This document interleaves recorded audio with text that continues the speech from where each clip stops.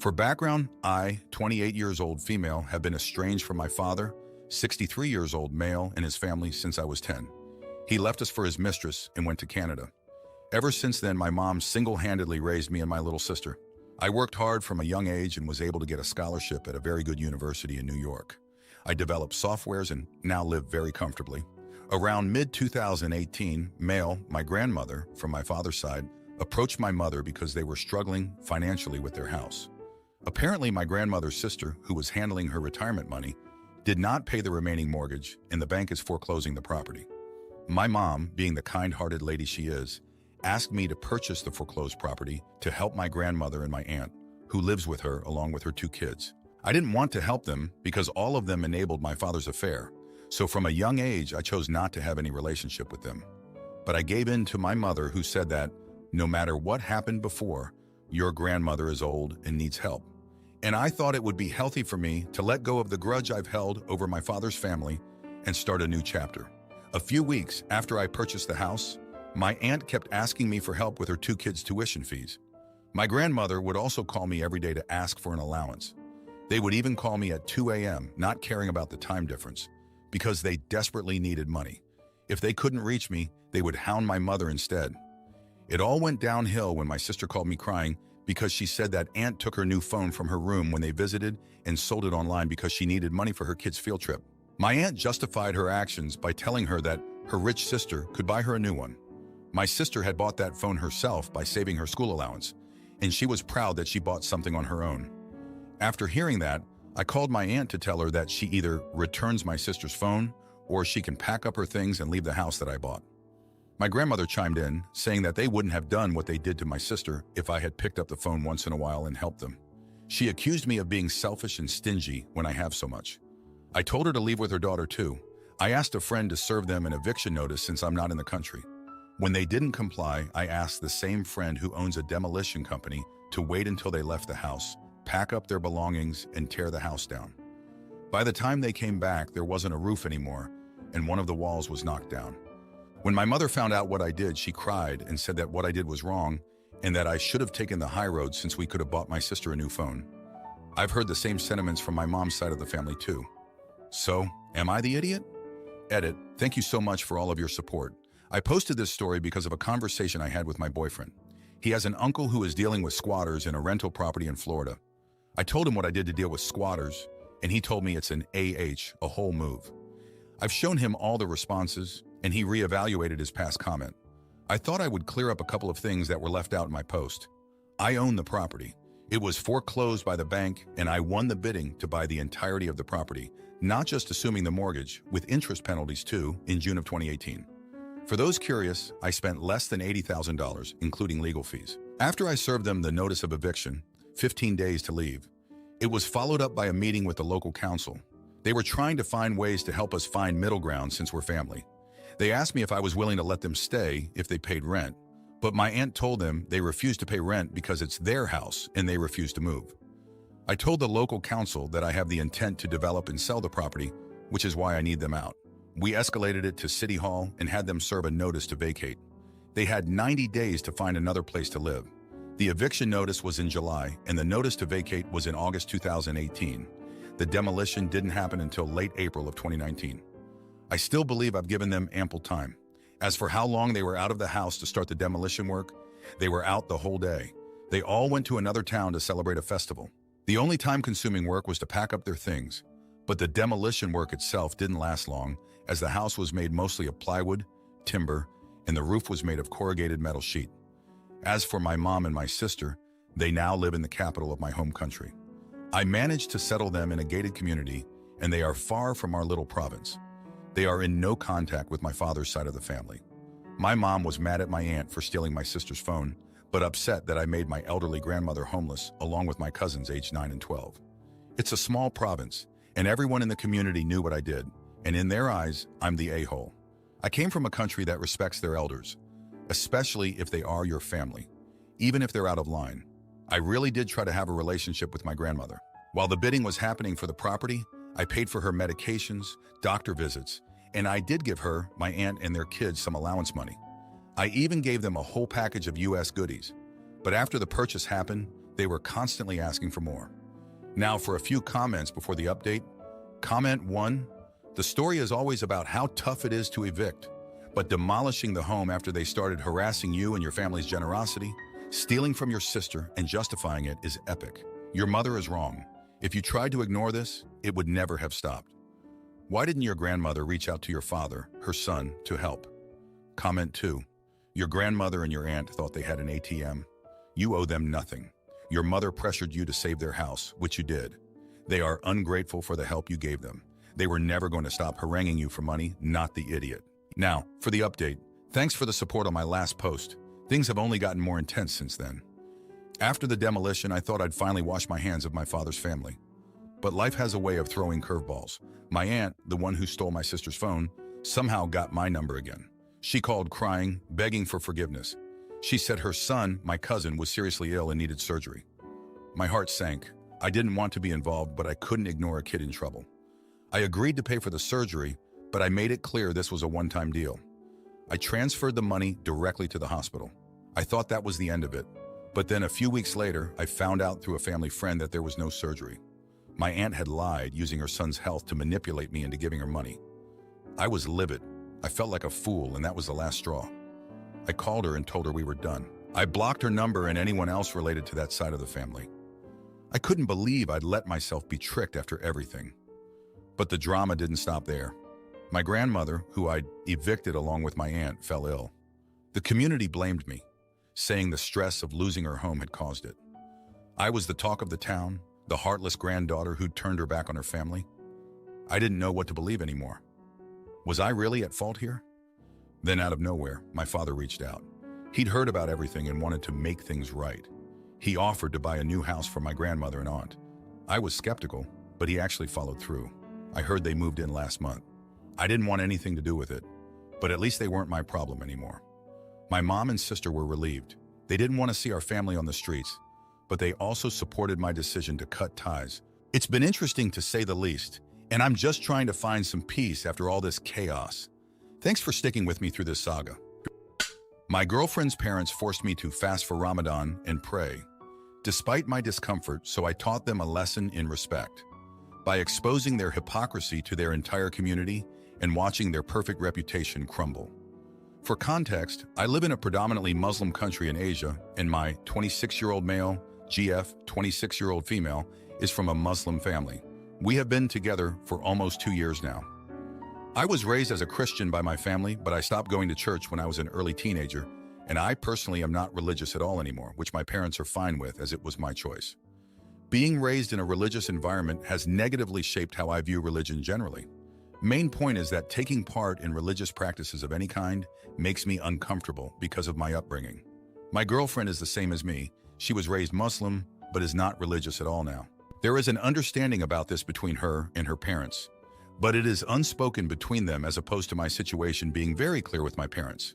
Her parents are not very strict compared to the standard Muslim family, such as them being fine with us dating, and I can sleep over with her, but only in their house.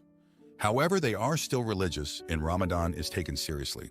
She does not take part in anything religious, however, she is still expected to fast during Ramadan. We have discussed this several times, and the only reason she fasts is to not upset her parents as she still lives with them. They still have a very parent-child relationship, which is common in Asian Muslim families, so she is very conflict-averse with her parents in general. This leads me to my situation currently. My GF has told me they have asked her privately if I will be fasting this year. They have asked if I would try it for a day to see what it's like. I have made it clear that I am not comfortable with doing this for a few reasons. One reason is what I highlighted above about my religious background, and I feel very uncomfortable being pressured to do something with my own body, such as eating, drinking, which should be your own choice. Another important reason is I feel I need to set a clear boundary now, or they will continue to ask more of me. If I try fasting for a day, they will likely ask me to try it for a week next, and then the whole month eventually. I seriously doubt trying it for a day would be a one-off, and they'll never mention it again. I have communicated this very clearly to my GF, and she does understand my position, but just wants me to do it anyway so I don't upset her parents. For additional context, I would need to convert to Islam to marry my GF in the future, which I am totally fine with doing, as to me it is just a legal technicality for the marriage to be recognized here. Her sibling spouses have also converted, and they are not expected to do anything religious outside of also being pressured into fasting during Ramadan. Things are a bit tense right now with my GF and I, as we can't seem to find a solution. Am I being unreasonable? Or am I right to set this boundary now? Now for a few comments before the update. Comment 1, not the idiot, it is your choice. However, if you're from Malaysia, the matter of changing religion is not so simple. Changing your religion to Islam means you have to abide by Islamic law, including marriage law, inheritance law, and even how you will be buried when you die. Your children will also be Muslims by law. I am a Muslim, and this is not to scare you, but please make an informed decision. I suggest you talk to other converts and truly do your research before you decide to get married. Comment 2. Dude, if you're thinking of marrying a Muslim and you can't face one day of skipping lunch to please her parents, I highly recommend you bail now. You're not the idiot, but you're being naive about your future if you won't swallow your pride long enough to show a bit of respect, actually. Butt kissing and fast for one day. Don't men have to get circumcised to convert to Islam as well? I assume you already are. Otherwise, you'd presumably be freaking out about this too. Now, for the update, thanks for sticking around to hear more of this mess. So the other day, my girlfriend's parents dropped a bomb on us. They said they'd been thinking, and they decided it's time I start joining in on the family prayers during Ramadan. Not just fasting, but the whole 9 yards. I couldn't believe it. My girlfriend looked like she wanted to disappear right there. I could see the panic in her eyes, but she didn't say a word. I tried to keep my cool, but inside I was fuming. I reminded them as politely as I could that I wasn't comfortable with participating in religious practices. They nodded, but I could tell they weren't happy. It was like they were testing me, seeing how far they could push before I'd cave. The next day, my girlfriend and I had a huge fight. She said I was being stubborn and making things difficult with her family. She didn't get why I couldn't just go through the motions to keep the peace. I told her it felt wrong, like I'd be lying to everyone, including myself. She stormed out, and I was left feeling like the bad guy. But then things took a turn for the worse. Her younger brother, who's always been a bit of a hothead, confronted me. He accused me of disrespecting their traditions and causing trouble in the family. Before I knew it, we were in a full-blown shouting match in the middle of the street. Neighbors were peeking through their curtains. It was a scene straight out of a soap opera. I thought that was as bad as it could get, but I was wrong. The next day, my girlfriend's parents sat us both down. They said they'd been talking and they'd come to a decision. If I wasn't willing to fully embrace their way of life, including the religious aspects, then I wasn't the right man for their daughter. They gave us an ultimatum. I either start participating in prayers and fasting, or we break up. I was stunned. My girlfriend was in tears. She begged her parents to reconsider, but they were adamant. It was like they'd turned into completely different people overnight. I couldn't understand how they'd gone from being relatively open-minded to this. That night, my girlfriend came to my place. She was a mess. She said she couldn't lose me, but she couldn't stand up to her parents either. She felt trapped. And then she did something I never expected. She told me she'd been lying about her own beliefs. She wasn't as non-religious as she'd made out. She'd been keeping up appearances for me, afraid I'd leave her if I knew the truth. I didn't know what to say. I felt betrayed, but at the same time, I understood why she did it. She was scared, just like I was. We were both trying to navigate this minefield without blowing everything up. In the end, I did something I never thought I'd do. I agreed to join in on the prayers, just for Ramadan. I felt weak, desperate even, but I couldn't lose her. I told myself it was just for a short while, that it didn't change who I was. But deep down, I knew I was compromising a part of myself for her. The aftermath was awkward. Her parents were pleased, but I could tell they were still wary of me. My girlfriend was relieved, but there was a new tension between us. We were both pretending, putting on a show for her family.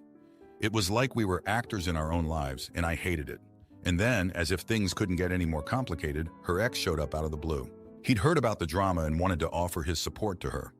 It was clear he was trying to worm his way back into her life, playing the role of the understanding, religiously compatible guy. I saw red. It was one thing after another, and I was at my breaking point. I confronted him, told him to back off. He just smirked, said he was just being a good Muslim, looking out for a sister in faith. That's when I lost it. I punched him. It was a stupid move, I know. It only made things worse. Her parents saw it as proof that I was too volatile, not right for their daughter. So here we are a few days later. My girlfriend and I are still together, but everything's changed. I'm joining in on prayers, feeling like a fraud. Her ex is circling like a vulture, and her parents are watching me like a hawk. I'm trying to hold on, but I don't know how much longer I can keep this up. Thanks for listening to my rant. My boyfriend criticized the apartment I loved, but when I found out he sold his car to help me buy it, I made sure his parents' debts were paid and showed him what true support looks like. I, 30-year-old female, and my boyfriend, 28-year-old male, have been together for 3 years. I recently found an apartment that I liked, and as my parents sold their old house last year, they had some spare cash in the bank and decided to loan me the cash to buy the place, so I wouldn't need to get bank financing. Just for context, my boyfriend had never shown any interest in my house hunting expedition. I never asked him why, but I assume he sees it as none of his business, as it's not his money. I just started the purchase process, but the property isn't mine yet. A couple of days ago, I brought up the topic of moving in. For context, my boyfriend is not moving in with me, so he asked how long the sale process will take. I said because it's a cash purchase, it will not take as long as if I was getting a bank loan. He then joked about how nice it was to buy a property worth EVICT in cash, but then said I wouldn't do it. For context, I'm sure his parents could afford to do the same for him if they wanted to. He said that he would rather invest that cash elsewhere than to use it to buy a property as it would generate more returns. But it's totally fine if that's what my parents want.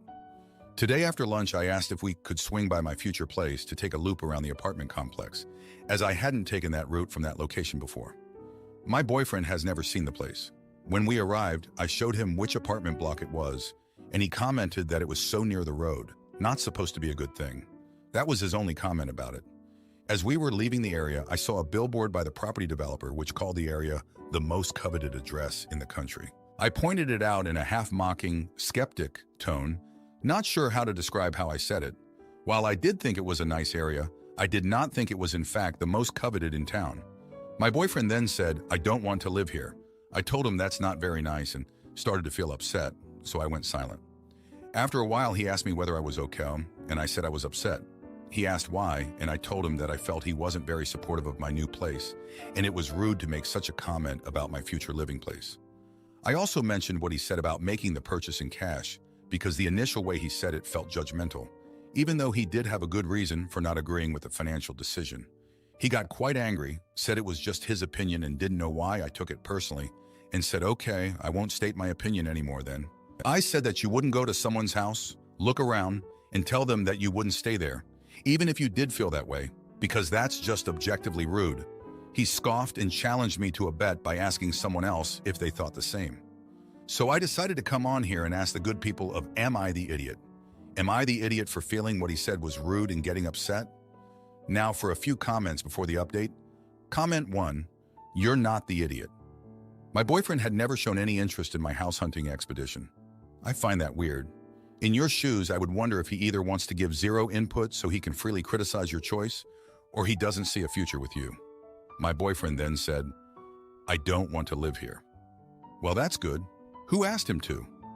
He got quite angry, said it was just his opinion and didn't know why I took it personally. So he can state his opinion, and if you state your opinion about what he said, he has a little hissy fit. How very mature of him. He scoffed and challenged me to a bet by asking someone else if they thought the same. I hope you can convince him to post his viewpoint here. It would be entertaining to see all the different ways posters call him the AH. Comment 2. Sounds to me like he's angling to be dumped. If the idea of moving in together was on the table, why wasn't he more interested in your purchase? Telling you he doesn't want to live there means he's not keen to move in. So what's the plan then? And saying he could have invested the money more effectively. Frick off with that shoot. Coulda, woulda, shoulda. Finally, the fine, I won't state my opinion then, is so passive-aggressive. He's acting like a child. I agree with others that he is jealous of your ability to purchase an apartment. Instead of talking about it, he's making little digs at you. He's resentful. Now, for the update. Thanks for sticking around for the update. So things got hectic after my last post. Remember how my boyfriend was all weird about my new place? Well, turns out he had a reason. His parents, who could easily drop cash on a place like mine, were actually in deep financial trouble. They'd been living a lie, all smoke and mirrors. My boyfriend knew and didn't tell me. He was ashamed, I guess. Then my parents, who were helping me with the apartment, got into a huge fight with my aunt. She claimed they owed her money from years ago, something about a family business deal gone wrong. It was a mess. Lawyers got involved, and suddenly the money for my apartment was frozen. I was freaking out, thinking I'd lose the place. But here's where it gets crazier. My boyfriend, feeling guilty about his secret and the mess with my family, did something unexpected. He sold his car, a sweet ride he loved more than anything, and gave me the money to secure the apartment. I couldn't believe it. I was mad he kept secrets, but touched by his gesture. Just when I thought we could breathe, my ex-best friend, who I hadn't spoken to in years, showed up out of nowhere. She was the new girlfriend of the property developer selling me the apartment. She tried to sabotage the sale, spreading rumors that I was broke and couldn't afford it. She wanted the place for herself. I had to prove her wrong. I gathered all my financial statements, showed the developer that I had the funds, thanks to my boyfriend's sacrifice, and the sale went through. My ex-friend was livid, but I got my apartment. After moving in, things settled down for a bit. But then my boyfriend's parents' situation got worse. They were going bankrupt. My boyfriend was devastated. He started working 2 jobs to help them out. I felt bad for resenting him earlier. He was just trying to protect his parents' pride. And just when we thought we'd seen it all, my aunt dropped a lawsuit against my parents. Turns out she was diagnosed with a serious illness and wanted to make amends. She apologized for the chaos and admitted there was no debt. My parents were relieved, and so was I. The money was no longer tied up, and I could pay my boyfriend back. Life's been pretty up and down, but we're getting through it. My boyfriend and I are stronger than ever, and my apartment is finally feeling like home. Thanks for reading. If you like this video, you'll probably like these too. Also, while you're here, please consider subscribing. It's your support that keeps this channel alive and allows me to make better and longer videos. Have a great day.